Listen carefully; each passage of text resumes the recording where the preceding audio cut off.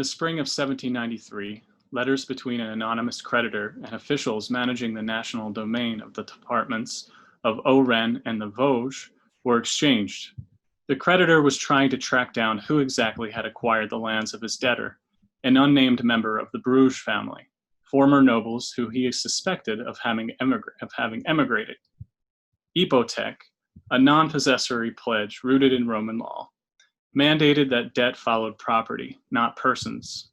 The hypothèque clause, written into notarized credit contracts, granted creditors rights to their debtors' property in the event of default.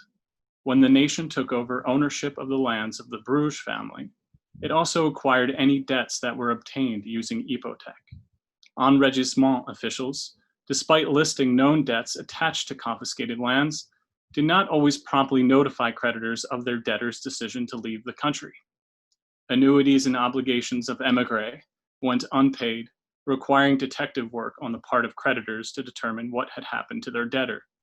Officials from Colmar reported back to the creditor that the émigrés, being absent, have carried off their most precious papers and titles. It is difficult to find information.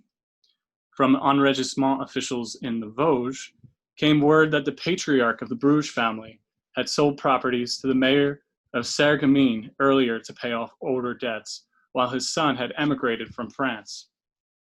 If you lent money to the father, you need only address Citizen Eschal, the receiver of Sarreguemines, for instruction.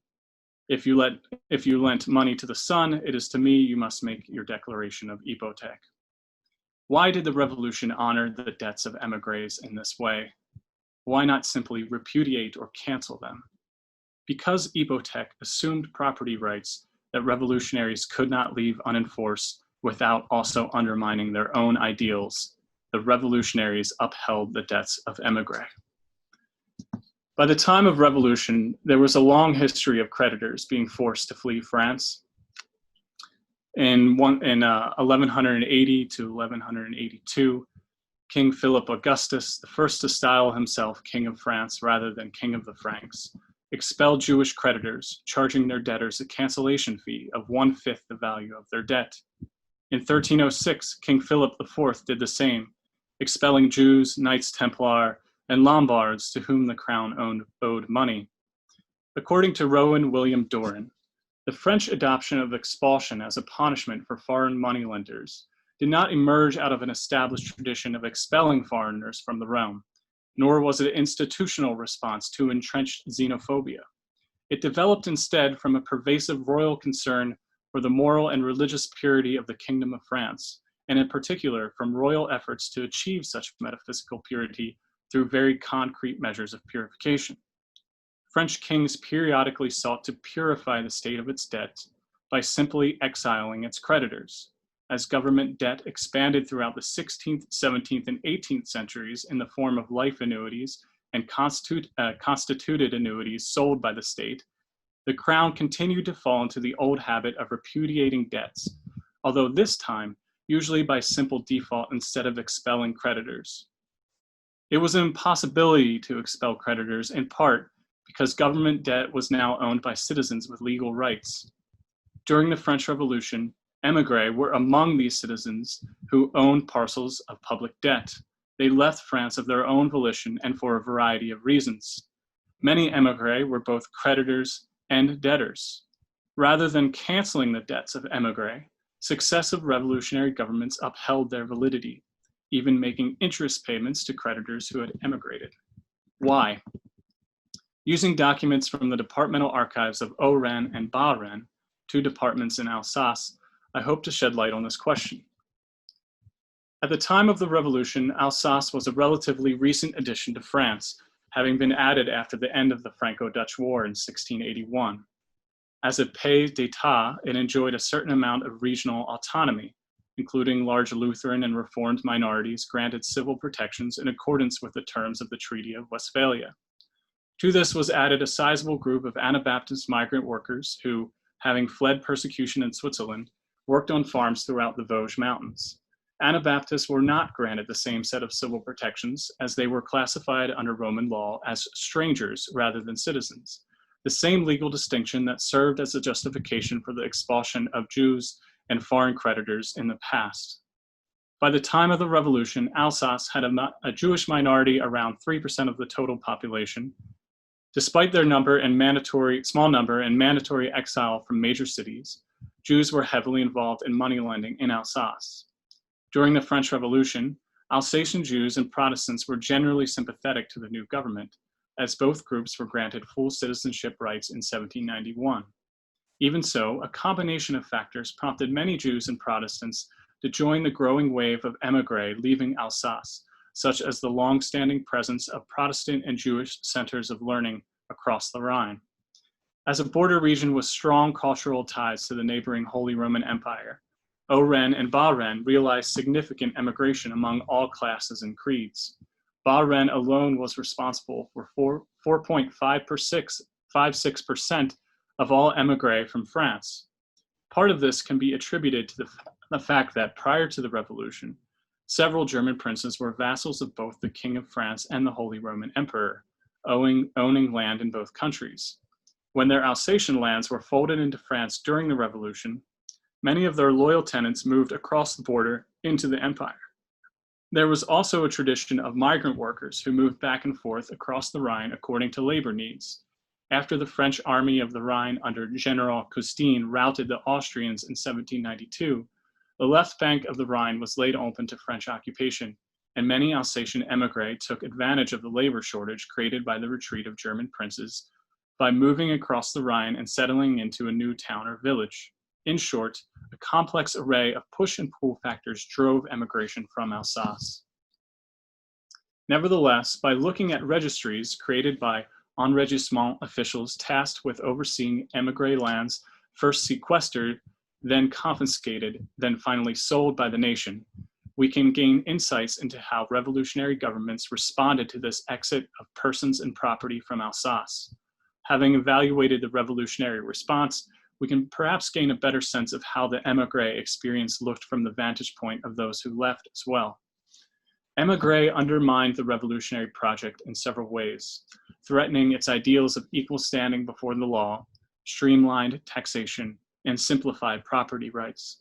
The most obvious threat was the military brain drain that occurred when high-ranking noble officers, such as the Comte d'Artois, defected to France's enemies. The more damaging threat was economic, however. Émigrés took specie, precious jewels, and other movables with them across the border. These same items were in high demand as the revolution touched off an economic crisis and struggled to establish a stable currency. While they left behind their landed property, émigrés also left behind debts attached to their land through hypothèque. Formerly, some of the most productive in France, émigré lands now lay fallow, and the state suffered from lost revenue. Alsatian émigrés were not just debtors, they were also creditors.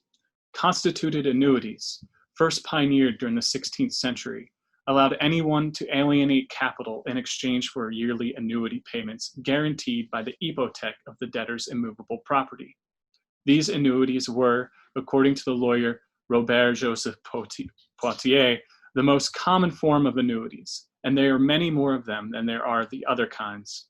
Constituted annuities composed today, in 1760, the largest part of the patrimony, often all of the patrimony, of a great number of families.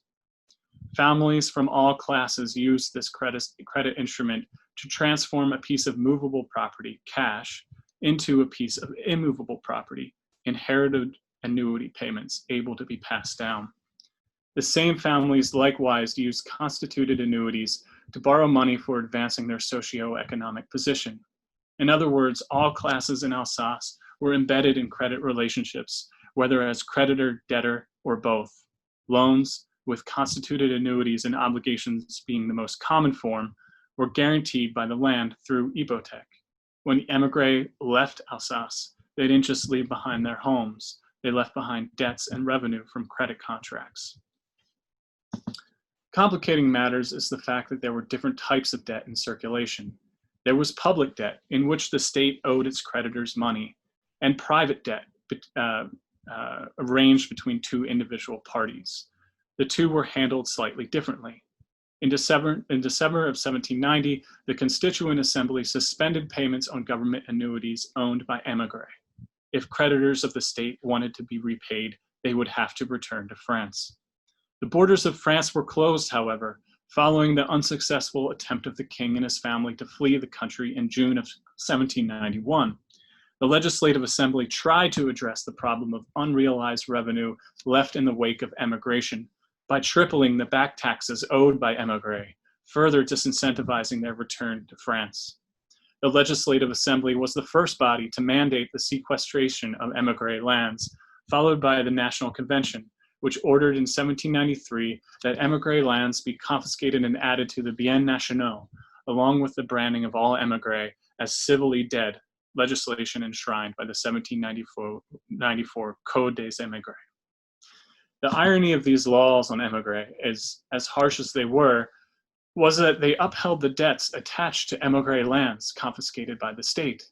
Enregistrement officials, aided by creditors still residing within France, drew up registries documenting the amount of debt each parcel of émigré land bore. The state was thus presented with several different debts.